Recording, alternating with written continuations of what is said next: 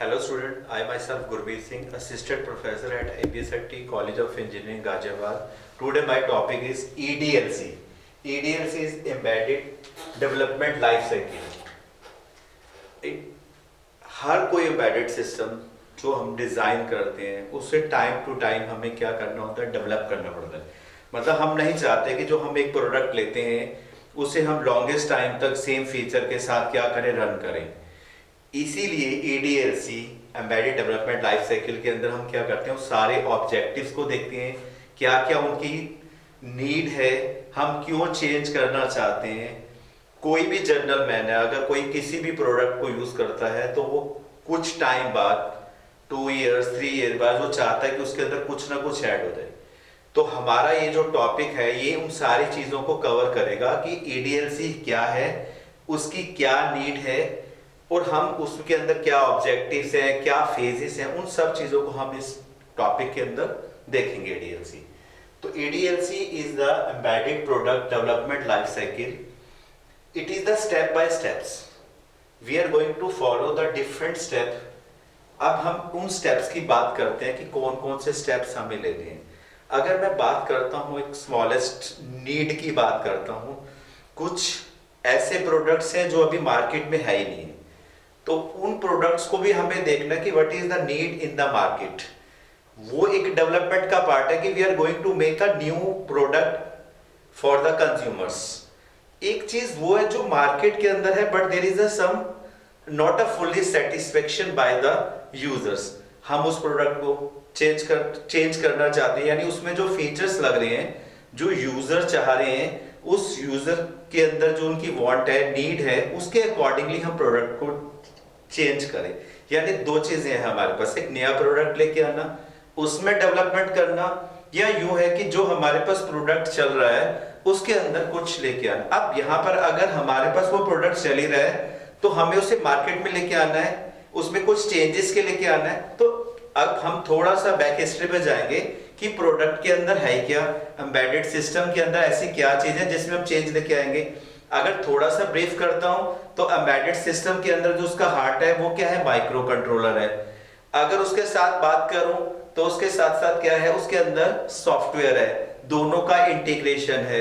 Additional part क्या है, sensors हैं, ADC है, एनालॉग टू डिजिटल कन्वर्टर है, DAC है, एक्चुएटर है, एडिशनल मेमोरी है, एक एप्लीकेशन स्पेसिफिक इंटीग्रेटेड सर्किट है। यानी कहने का मतलब है कि अगर मुझे एग्जिस्टिंग प्रोडक्ट को चेंज करना है तो मुझे कहीं ना कहीं क्या करना है, उसके अंदर जो जो उसके सब पार्ट्स हैं उसमें कहीं ना कहीं चेंज, ताकि मैं डेवलप कर सकूं, एडिशनली डेवलप कर सकूं।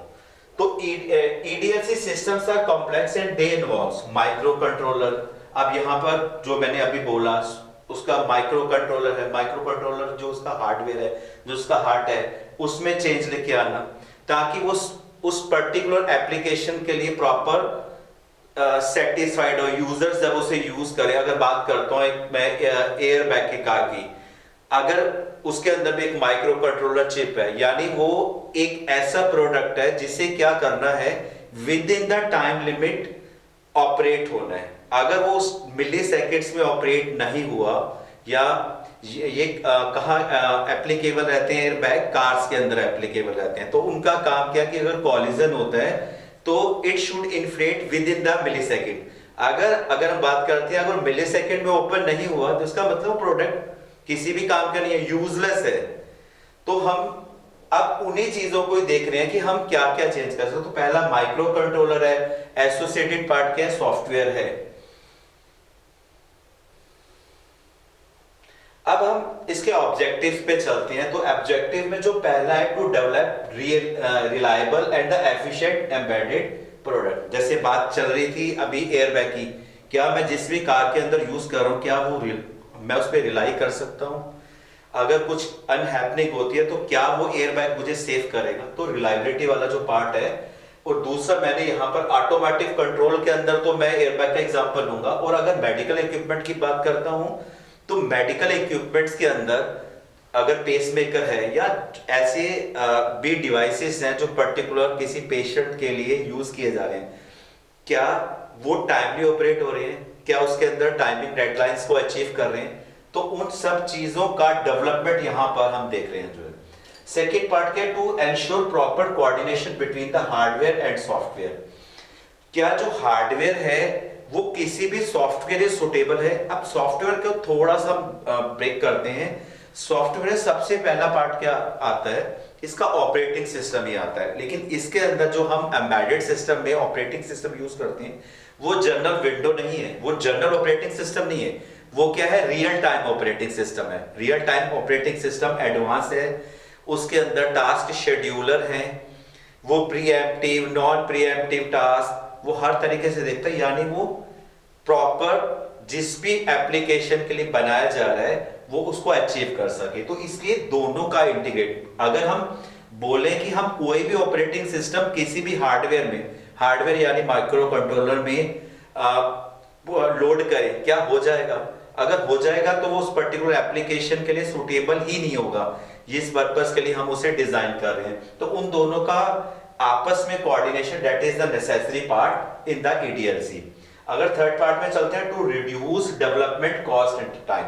ये तो कोई भी प्रोडक्ट है, अगर एम्बेडेड सिस्टम को छोड़ के मैं जनरल प्रोडक्ट की बात करता हूं तो कॉस्ट मतलब एक टाइम को रिड्यूस करें, टाइम ज्यादा ना लगे, मतलब जैसे हम बटन को पुश करते हैं तो लाइट ऑन होती है, उसी तरीके से ही वो उसका रिजल्ट आए जो है। और इसके साथ साथ जैसे जैसे हमारे डेवलपमेंट की तरफ जाते हैं तो कॉस्ट को रिड्यूस, अगर कॉस्ट को थोड़ा सा रिड्यूस करते हैं तो कॉस्ट कैसे रिड्यूस की जा सकती है। अगर हम बात करते हैं आज के टाइम में जो भी प्रोडक्ट है वो वीएलएसआई फॉलो करता है, वेरी लार्ज स्केल इंटीग्रेशन, यानी हम नंबर ऑफ कंपोनेंट्स को क्या कर सकते हैं, रिड्यूस कर सकते हैं। यानी जो नंबर ऑफ कंपोनेंट हमारे पीसीबी प्रिंटेड सर्किट बोर्ड पे लगाए जाते हैं उन कंपोनेंट्स को अगर रिड्यूस करें तो उसका बेनिफिट मैं बोल सकता हूं कि दो तरीके से हो रहा है। पहला बेनिफिट क्या हो रहा है, अगर नंबर ऑफ कंपोनेंट हम रिड्यूस कर रहे हैं तो कहीं ना कहीं हार्डवेयर कॉम्प्लेक्सिटी भी हो रही है, हार्डवेयर कॉम्प्लेक्स नहीं हो रहा, हार्डवेयर रिड्यूस हो रहा है। और दूसरे साथ साथ जब नंबर ऑफ कंपोनेंट ही हम कम कर देंगे तो पावर कंजम्पशन भी क्या होगा, कम होगा। यानी हम इसका अगर सेकंड फेज पे चलते हैं कॉस्ट के साथ साथ, तो पावर कंजम्पशन भी क्या होना चाहिए। कोई भी ऐसा प्रोडक्ट है, हम अगर हमारा मोबाइल फोन ही है, that is the biggest embedded system, तो एक बार हम चार्ज करने के बस होते हैं कि नंबर ऑफ आवर्स हमारे चलते रहे, ये ना हो कि हमें बार बार क्या हो, बैकअप की नेसेसिटी हो। तो ये चीज भी हमारी है जो ईडीएलसी का ही एक पार्ट है, to reduce development cost and time. Yes, to improve quality of the product. Quality of the product है यानी जो प्रोडक्ट हम मार्केट में लेके आ रहे हैं क्या वो कस्टमर्स को फुल्ली सेटिस्फाइड कर रहा है, या जिसके अब सपोज अगर बात करता हूं, मैं एक दूसरे एग्जांपल की बात करता हूं, जो ब्लड प्रेशर मॉनिटर मशीन है, that is also embedded system. क्या जिस भी टास्क के लिए अगर ब्लड प्रेशर मॉनिटर मशीन पे हम कुछ मेजरमेंट करते हैं, क्या वो रिजल्ट एक्यूरेट है, क्या हम उस पर रिलाई कर सकते हैं। तो इन चीजों के लिए, अब इन सब चीजों को अगर हमने इंप्रूव करना है तो मुझे फिर इंटरनली जाना पड़ेगा, मुझे उसको हार्डवेयर को और उसके सॉफ्टवेयर को इंप्रूव करना पड़ेगा। तो जो हमारा प्रोडक्ट हो वो क्या हो, बहुत ही अच्छा हो, क्वालिटी प्रोडक्ट हो, to provide better planning and documentation. हाँ, इसके साथ साथ क्या है कि जब हम कोई भी प्रोडक्ट करते हैं तो ऑन पेपर हर चीज के लिए क्या लिखते हैं कि मार्केट में, जैसे मैंने पहले स्टार्टिंग में बताया था कि रिक्वायरमेंट क्या है, तो मतलब उसकी डॉक्यूमेंटेशन प्रॉपर होनी चाहिए, ताकि आने वाले टाइम के अंदर, कमिंग टाइम में उस प्रोडक्ट में कुछ भी चेंजेस लेके आने हो तो हम इजिली कर सके, हमें प्रॉब्लम ना आए। तो ये डॉक्यूमेंटेशन है। To manage project risk. अब यहां पर क्या है, अब रिस्क की वाली बात है कि by identify risk like component failure, timing issue, power problem early in the development में, यानी हम जो कमिंग टाइम के अंदर जो जो हमें लगता है कि ये पॉइंट आ सकते हैं, वो हमारा ऑब्जेक्टिव है कि हमें उसमें क्या लेके आना है, चेंज लेके आना है।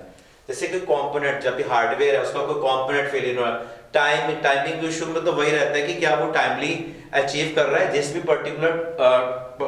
पर्टिकुलर एप्लीकेशन के लिए हम डिजाइन कर रहे हैं, क्या वो उसमें अचीव कर रहा है, उससे ऊपर टाइम तो नहीं लग रहा। अगर ऊपर टाइम लगता है तो फिर वो उस पर्टिकुलर एप्लीकेशन के लिए वो सुटेबल है, जैसे एयर बैग है। To ensure scalability and flexibility. अब ये चीज भी होनी चाहिए कि अब कोई भी प्रोडक्ट है, क्या उसको हम अपडेट कर सकते हैं? जैसे हमारा मोबाइल फोन है, हम उसे न्यू वर्जन पे अपडेट करते रहते हैं, तो इसका मतलब वो अगर अपडेट करते हैं तो उसका सीधा साधा क्या है कि वो नए वर्जन आ रहा है, उसमें नई नई एप्लीकेशंस हम क्या कर सकते हैं, लोड कर सकते हैं। और इसके साथ साथ जो सबसे खास बात है, इंडस्ट्री स्टैंडर्ड्स। इंडस्ट्री स्टैंडर्ड्स में कुछ हमारे रूल रेगुलेशंस हैं। जैसे हमारा कोई भी प्रोडक्ट है, वो अगर कोई भी इलेक्ट्रिक प्रोडक्ट है अगर लेते हैं, तो हम उसमें क्या देखते हैं, क्या वो ISI है? अगर हम कुछ खाने की चीजें देखते हैं तो क्योंकि उसके अंदर एक लेबल है कि यानी वो प्रोडक्ट मेरे लिए खाने के लिए हेल्थ वाइज ओके है। तो इसी तरीके से ये हमारे ऑब्जेक्टिव्स हैं जो हमें एंश्योर करते हैं कि हमें अपने प्रोडक्ट में क्या क्या चेंजेस लेके आनी है। अब नेक्स्ट पार्ट इसका फेजेस का है, फेजेस ऑफ द ADLC। अब फेजेस के अंदर वही चीज आती है, सबसे पहले या तो मार्केट के अंदर एक नया प्रोडक्ट लेके आऊं, या फिर क्या करूं, जो प्रोडक्ट चल रहा है उसमें चेंजेस लेके आऊं। तो यहां पर पहला जो पार्ट होता है रिक्वायरमेंट। अब रिक्वायरमेंट के लिए मुझे कहां जाना पड़ेगा? मुझे डोर टू डोर सर्वे करना पड़ेगा, मुझे बात करनी पड़ेगी कि आप जो आपके पास जो प्रोडक्ट था क्या वो आप फुली सेटिस्फाइड है, क्या एडिशन। तो उस तरीके से हमें क्लाइंट्स का व्यू मिल जाता है कि हम क्या चेंज कर सकते हैं जो भी पर्टिकुलर प्रोडक्ट है। ठीक है, अब यहां पर क्या है, सिस्टम स्पेसिफिकेशन। अब दूसरा वाला जो फेज होता है, जब आपको एक बार रिक्वायरमेंट के बारे में पता चल जाती है, इसका मतलब है कि आपको चेंजेस लेके आने हैं। अब चेंजेस कहां लेके आने हैं? दो पार्टी रहते हैं एम्बेडेड सिस्टम में, क्या रहता है, हार्डवेयर रहता है, दूसरा सॉफ्टवेयर रहता है। तो यानी टेक्निकल स्पेसिफिकेशन में चेंज लेके आना है। अब टेक्निकल स्पेसिफिकेशन में आपको देखना पड़ेगा कि प्रोसेसर में क्या यूज कर रहा हूं, ठीक है, डिस्प्ले क्या यूज कर रहा हूं, मतलब जो भी आपका जो पार्ट है। अब एप्लीकेशन टू एप्लीकेशन बहुत सारे माइक्रो कंट्रोलर में चेंज होते हैं, और बहुत सारे ऐसे माइक्रो कंट्रोलर हैं जो नंबर ऑफ एप्लीकेशन के लिए सूटेबल है। तो वो सारी चीजें हमें देखनी पड़ेगी। तो अब सेंसर्स क्या यूज कर रहे हैं, अगर उसके थोड़ा सा हार्डवेयर में जाते हैं, तो ये सारी चीजें सिस्टम स्पेसिफिकेशन में आती हैं। अब आर्किटेक्चर डिजाइन है। अब आर्किटेक्चर में क्या है, ओवरऑल स्ट्रक्चर क्या है, हार्डवेयर सॉफ्टवेयर दोनों को हमने कंबाइन कर दिया। जैसे फायर अलार्म है, फायर अलार्म में क्या होता है, फायर अलार्म क्या करेगा, सेंस करेगा, ठीक, सेंस करेगा, मतलब पर्टिकुलर टेम्परेचर से अगर एक्सीड करता है या स्मोक होती है, अब सेंसर की जो आउटपुट है वो कहां पर जाएगी, माइक्रो कंट्रोलर में जाएगी। और आपको सीधा साधा क्या है कि बजर ऑन होगा, बजर ऑन होता है तो हमें पता चल जाएगा समवेयर इज डेंजरस, यानी फायर अलार्म काम कर रहा है। और इसके साथ साथ जो एडिशनल पार्ट है, अब एक एलईडी भी है। GSM मॉड्यूल्स में क्या है कि सपोज अगर हम उस लोकेशन पे नहीं है, क्या मैं उससे अगर 100 किलोमीटर दूर हूं, क्या मुझे पता चल जाएगा कि मेरा फायर अलार्म काम कर रहा है, ताकि अगर मैं वहां पर हूं या ना हूं, मैं किसी को, अपने नेबर में किसी को बता सकता हूं कि कुछ सिचुएशन ऐसी है। यानी GSM मॉड्यूल्स के साथ क्या है, जैसे मैंने अपने पिछले वीडियोस में बताया था कि एक एम्बेडेड सिस्टम को दूसरे एम्बेडेड सिस्टम से बात करवानी है, यानी एक एम्बेडेड सिस्टम से कन्वे करना है, एक सेंडर है एक रिसीवर है, यानी इस GSM मॉड्यूल से एक इंफॉर्मेशन मेरे मोबाइल पर आ जाएगी और मुझे पता चलेगा कि कुछ डेंजरस है। अब अगला वाला जो पार्ट है, यानी यही चेंजेस हम चाह रहे हैं जो डेवलपमेंट फेज के अंदर, हार्डवेयर डिजाइन के अंदर, सॉफ्टवेयर। अब ये इंडिविजुअली वही वाला पार्ट है, सिस्टम स्पेसिफिकेशन का एक पार्ट आता है हार्डवेयर डिजाइन। हार्डवेयर के अंदर वो सारी चीजें आ जाती हैं, माइक्रो कंट्रोलर है, प्रिंटेड सर्किट बोर्ड है, ठीक है, वो सारे के सारे जो भी हार्डवेयर में सेंसर्स भी हैं, डिस्प्ले भी है, वो सारी चीजें क्या है, हमारा वो पार्ट है। अब सॉफ्टवेयर की बात करते हैं। अब सॉफ्टवेयर को लिखते वक्त तो पहले तो मैंने तो बताया कि इसके अंदर एम्बेडेड सिस्टम के अंदर जो सॉफ्टवेयर ऑपरेटिंग सिस्टम यूज होता है वो रियल टाइम ऑपरेटिंग सिस्टम होता है, जैसे VxWorks हो गया, माइक्रो C ऑपरेटिंग सिस्टम 2 हो गया, कुछ ऐसे हैं जो इसके अंदर यूज होते हैं। मतलब उसके अंदर भी क्या वो हमारा आर्टोस क्या हमारे इस पर्टिकुलर हार्डवेयर के लिए सुटेबल है, ये सारी चीजें हमें देखनी है। जैसे मैंने कुछ चीजें यहाँ पर लिखी हुई है, कौन सी लैंग्वेज यूज करें, कौन से सेंसर्स, जो कम्युनिकेशन प्रोटोकॉल्स है, अगर हमने बातचीत कर ली, जैसे GSM मॉड्यूल है तो उसका मतलब है कि कम्युनिकेशन प्रोटोकॉल भी है। प्रोटोकॉल्स के अंदर हमारे पास, जैसे मैंने पिछले लेक्चर्स में बताया होगा, SPI सीरियल पेरिफेरल इंटरफेस, हमारे पास रिकमेंडेड स्टैंडर्ड्स भी हैं 232 और भी हैं। इन सब को यूज करके हम क्या कर सकते हैं, हम एक प्रोडक्ट को एक एफिशिएंट प्रोडक्ट बना सकते हैं। ऑपरेटिंग सिस्टम जैसे कि मैंने दिखाई रखा है कि कौन सा वाला ऑपरेटिंग सिस्टम है, रियल टाइम ऑपरेटिंग सिस्टम। तो इन सब पार्ट्स का मतलब है कि हमें हार्डवेयर और सॉफ्टवेयर वाइज क्या करना है, इंप्रूवमेंट करना है। अब क्या होता है कि जब इंडिविजुअली हम हार्डवेयर बनाते हैं और सॉफ्टवेयर करते हैं, तो इसके अंदर क्या है हमारे पास, इन दोनों को इंटीग्रेट करना हमारा क्या रहता है, एक पर्पस रहता है।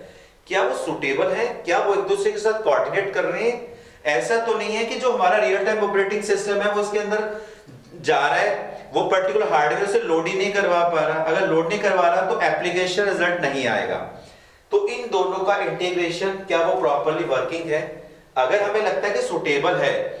इसके साथ साथ अगर कहीं लगता है कि कुछ ना कुछ बग्स, जैसे कि पिछले लेक्चर्स में बताया होगा कि हमें बग फ्री करना है, हमारे पास क्या है, हार्डवेयर डीबगर्स हैं, सॉफ्टवेयर डीबगर्स हैं, इन सर्किट इमुलेटर्स हैं, यानी इनकी हेल्प से अगर हम इंटीग्रेट करते हुए कुछ प्रॉब्लम्स आती हैं तो हम क्या कर सकते हैं, उन्हें एनालाइज कर सकते हैं और उन्हें बग फ्री कर सकते हैं। डिप्लॉयमेंट का मतलब क्या है, इसके बाद जब टेस्टिंग हो जाती है, अगर हमें लगता है कि लैब के अंदर प्रोडक्ट ओके है, तो इसका मतलब है कि हम प्रोडक्ट को मार्केट में लेके जा सकते हैं। जो हमारे यूजर्स हैं, क्लाइंट्स हैं, जिनसे हमने पहले ही रिक्वायरमेंट पूछी थी, वो इससे तो क्या होगा, सेटिस्फाइड ही होंगे।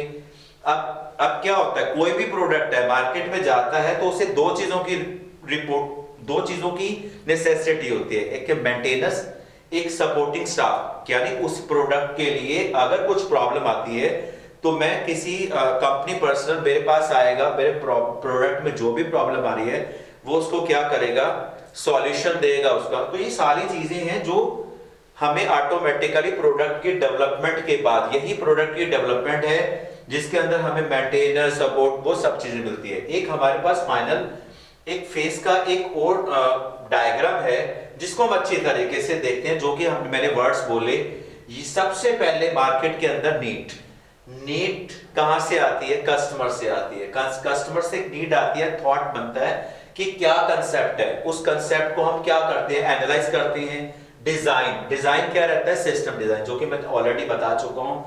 फिर डिजाइन आता है, तो डिजाइन आने के बाद क्या होता है, डेवलपमेंट एंड टेस्टिंग। डेवलपमेंट मतलब इंटीग्रेट करना हार्डवेयर और सॉफ्टवेयर को, टेस्ट करना क्या उसमें कुछ बग्स हैं, प्रॉब्लम्स हैं, तो हम हार्डवेयर और सॉफ्टवेयर से, हार्डवेयर डीबगर, सॉफ्टवेयर डीबगर से हमको क्या कर सकते हैं, बेस्ट कर सकते हैं। अगर हमें लगता है कि सब कुछ ओके हो गया तो हमने फाइनली क्या करना है, उसे मार्केट में डिप्लॉय करना है। यानी अब हम सेटिस्फाइड हैं तो हम क्या कर सकते हैं कि हमारा जो यूजर है, हमारा कस्टमर, वो भी क्या होगा, सेटिस्फाइड होगा। That is called the deployment. और इसके बाद प्रोडक्ट यूज होगा, 2 इयर्स 3 इयर्स बाद कुछ ना कुछ प्रॉब्लम आएगी, तो अल्टीमेटली क्या होगा, सपोर्ट, मेंटेनेंस स्टाफ जो हमें क्या करेगा, हमारी सॉल्यूशन प्रॉब्लम को सॉल्व करेगा।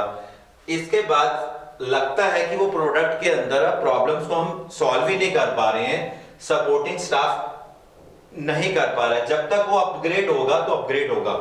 अपग्रेड करने के बाद एक ऐसी कंडीशन आ जाती है कि जब हमें लगता है कि हम उस प्रोडक्ट को फाइनली और अपग्रेड नहीं कर सकते हैं, that is the final stage.